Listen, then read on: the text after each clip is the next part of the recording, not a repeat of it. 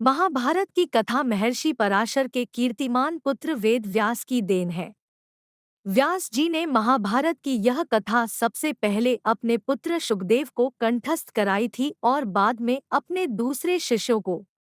मानवजाति में महाभारत की कथा का प्रसार महर्षि वैशंपायन के द्वारा हुआ। वैशंपायन व्यास जी के प्रमुख शिष्य थे। ऐसा माना जाता है कि महाराजा परीक्षित के पुत्र जन्मेजय ने एक बड़ा यज्ञ किया। इस महायज्ञ में सुप्रसिद्ध पौराणिक सूत जी भी मौजूद थे। सूत जी ने समस्त ऋषियों की एक सभा बुलाई। महर्षि शौनक इस सभा के अध्यक्ष हुए। सूत जी ने ऋषियों की सभा में महाभारत की कथा प्रारंभ की कि महाराजा शांतनु के बाद उनके पुत्र चित्रांगद हस्तिनापुर की गद्दी पर बैठे।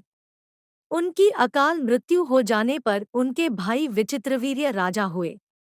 उनके दो पुत्र हुए धृतराष्ट्र और पांडु।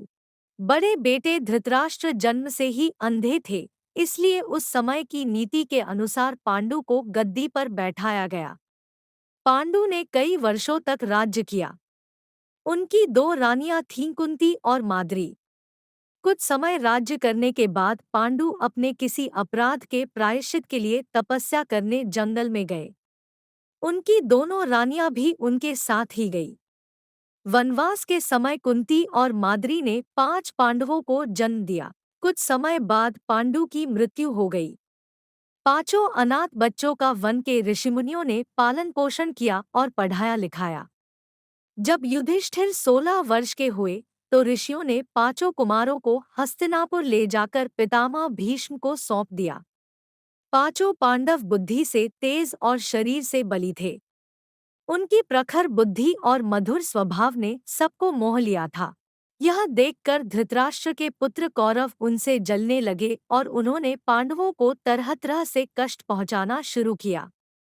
दिन पर दिन कौरवों और पांडवों के बीच वैरभाव बढ़ता गया। अंत में पितामह भीष्म ने दोनों को किसी तरह समझाया और उनके बीच संधि कराई।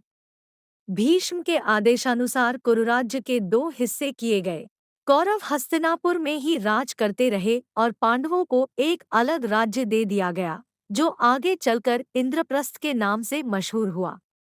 इस प्रकार कुछ दिन शांति रही। उन दिनों राजा लोगों में चौसर खेलने का आम रिवाज था।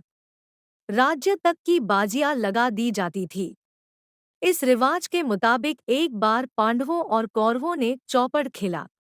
कौरवों की तरफ से कुटिल शकुनी खेला। उसने युधिष्ठिर को हरा दिया। इसके फलस्वरूप पांडवों का राज्य छिन गया और उनको 13 वर्ष का वनवास भोगना पड़ा। उसमें एक शर्त यह भी थी कि 12 वर्ष के वनवास के बाद 1 वर्ष अज्ञातवास करना होगा। उसके बाद उनका राज्य उन्हें लौटा दिया जाएगा। द्रौपदी के साथ पांचों पांडव 12 वर्ष वनवास और 1 वर्ष अज्ञातवास में बिताकर वापस लौटे, पर लालची दुर्योधन ने लिया हुआ राज्य वापस करने से इनकार कर दिया। अतः पांडवों को अपने राज्य के लिए लड़ना पड़ा। युद्ध में सारे कौरव मारे गए। तब पांडव उस विशाल साम्राज्य के स्वामी हुए।